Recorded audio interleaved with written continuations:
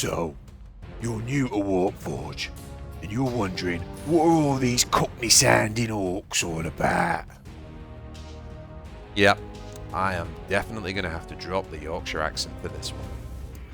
So, I'm not quite sure when the orcs became cockneys. Maybe it was a Peter Jackson, Lord of the Rings thing, but it is what it is.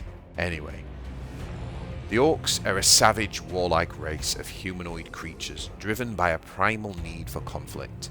They are known for their incredible strength, resilience, and ability to rapidly multiply. Orcs form vast chaotic hordes known as wars or wars, and are a constant threat to the Imperium of Man and other galactic civilizations. Their culture revolves around violence, aggression, and they worship the god of war, Gorkanaut. The Orcs have long been one of my favourite factions in the game of Warforged, so there you go guys, bias out of the way. There are 4 Warlords in the Orc faction. The starting Warlord that you'll get is Grukk, and Grukk is one of my favourite Warlords in the entire game. Grukk acts as a real value engine. His ability allows you to draw a card, not only draw a card, but specifically draw a troop every single turn, and give it +1 to its melee attack. That's a permanent buff, and by drawing troops, Grukk basically thins your deck, so you are more likely to draw into your stratagems from your natural card draw. This kind of flexibility allows Grukk to basically build control decks, combo decks, or aggro decks. Ultimately, he is the value engine of the faction. Now, ghazghkull is the big legendary warlord. Ghazghkull is absolutely fantastic for control.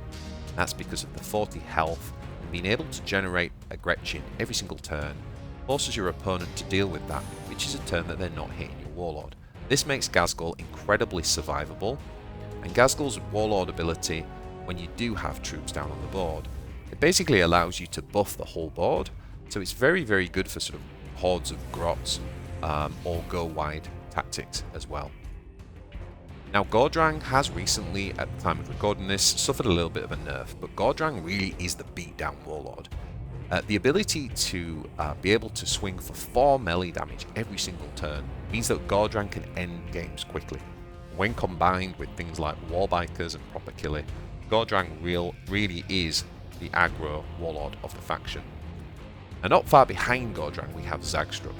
Zagstruck can also buff his melee attack, making him a good, viable beatdown warlord. And on top of that, Zagstruck also, when you use the warlord power, gains the fly ability, which means that he's really good at dealing with enemy flyers and makes him the kind of anti-flyer warlord of the faction. So what about their playstyle, boss? Is they any good? Well, the playstyle of the Orcs is fantastic, guys. One of the things I love about this faction is the amount of flexibility and the ways in which you can play it. In that regard, it's a true strength of the faction, and it's one of the probably most enjoyable factions to collect. There are many ways you can play Orcs, but generally, when you look at the top strategies in the game, they involve controlling the board before finishing your opponent off with a big combo. Let's take a look at some pros and cons. Orcs are very, very good at building control. They have some of the best control tools in the game. Things like No Mukkin About, giving you hard removal that enable you to play around things like stealth. Similarly, Will of Gork, giving you that ultra powerful and very rare board clear that exists in the game. Scorch Assault as well, in the early game, giving you the kind of AoE around 2 to 3 units. This can also be used to damage the enemy warlord. And supporting that control style, the Orcs have amazing access to heal cards. We can play the Irongob, which heals our warlord whilst being able to concuss and slow down an enemy unit. We have Grizzled Skarboy, which puts armor on our warlord. That's permanent armor, meaning every time we take damage, we'll be reducing the amount by 1. If we manage to play 2 Grizzled Skarboys, we'll be reducing it by 2. And things like the Boss Nob, which are units that give health benefit to adjacent units, including the warlord, every time we attack. If you want to see further guides and specific deck guides on the Orcs, I have many on my channel. The Orcs also have access to fantastic combos that can finish the enemy, and these can be done from hand, so your opponent often doesn't see them coming. Things like playing down Makari and Warbiker, or even putting Proper Killy on your Warlord to finish your opponent off. Often, this can mean inflicting anywhere from 10 to 18 damage from hand.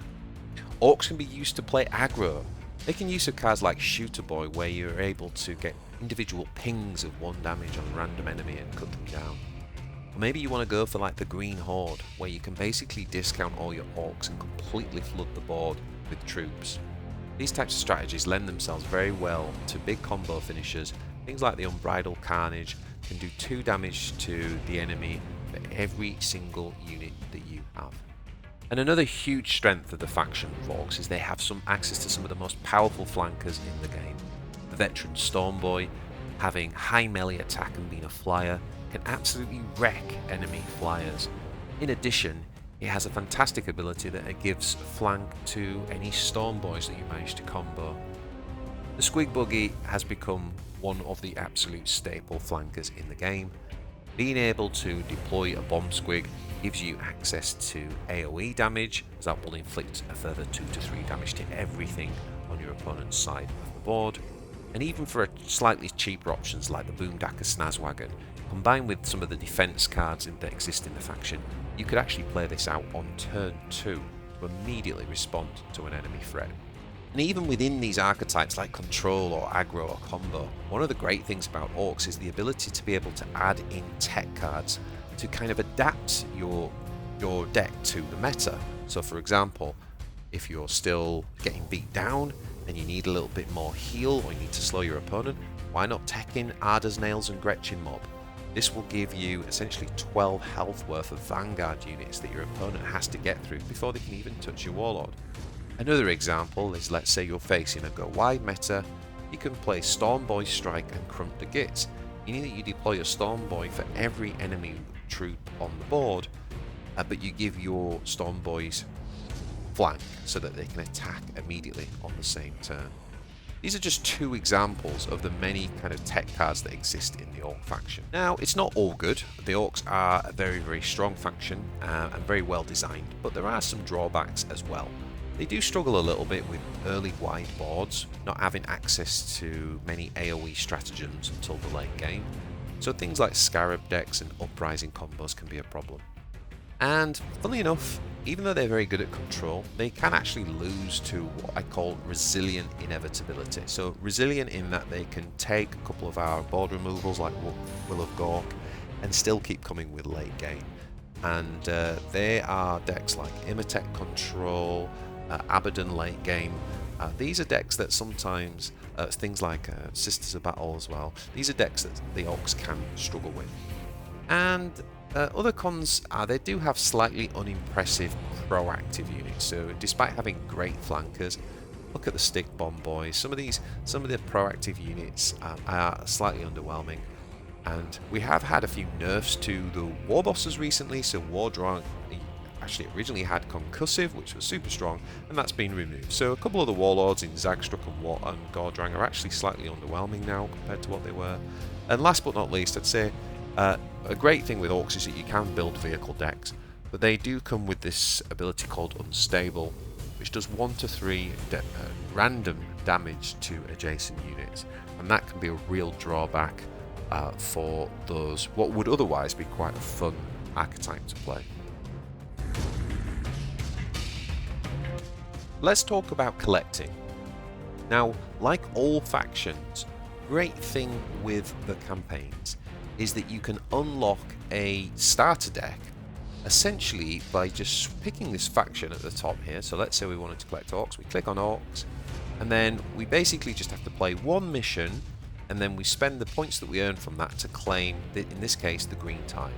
That will give you access to the Green Tide deck, which, as you can see, is a complete 30 card deck, and you can do that for every faction. Now, one of the things that I have constantly advise people when it comes to collecting is if you're going to spend any money on the game, I would say the best value for money thing you can buy is the premium campaign. No doubt about it. So even if you want to play mainly free to play, if you really love the Orkz and you want to get your collection up fast, I would definitely recommend trying to purchase the premium campaign. And what that does is as we play our daily missions and we accumulate points to unlock the campaign, you can click on these nodes, and as you can see, there'll be something on the left to unlock. However, if you've got the premium campaign, you can also claim an additional prize, which is the thing on the right. In this case, that's a legendary wildcard. Pretty powerful, right?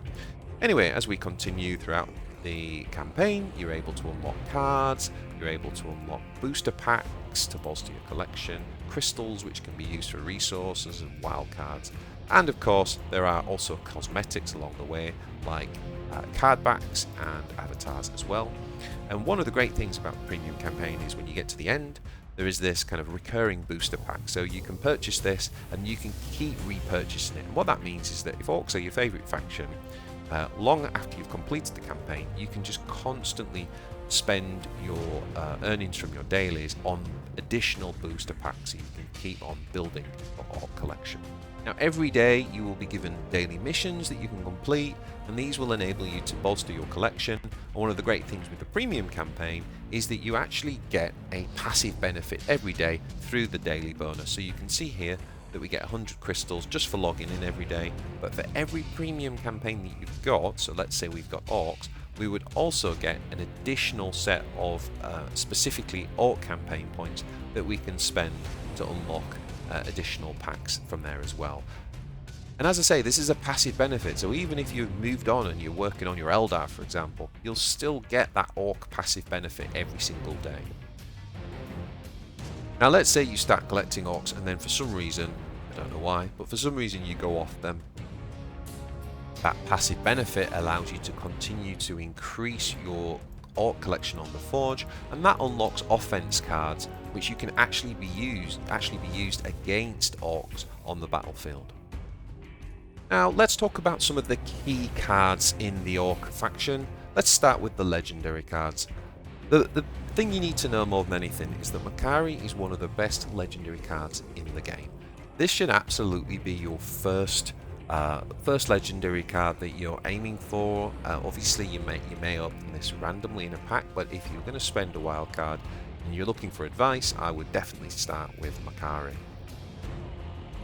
Following that, the Orks have the Ork Nob, which is a really solid 4-drop, and this guy enables the rest of your troops to have flank on the same turn, leading to some pretty impressive combos that you can do. I would make the Ork Nob your second purchase. Following that, it does come down a little bit to choice. There's some very good late game legendaries in the Rock Invasion, which completely floods the board with units. You've got Ardshell if you want a big beefy Ork that has Vanguard. And at the other end of the energy scale, we've got things like Prophet of the War, great control card, bit of a Swiss Army knife.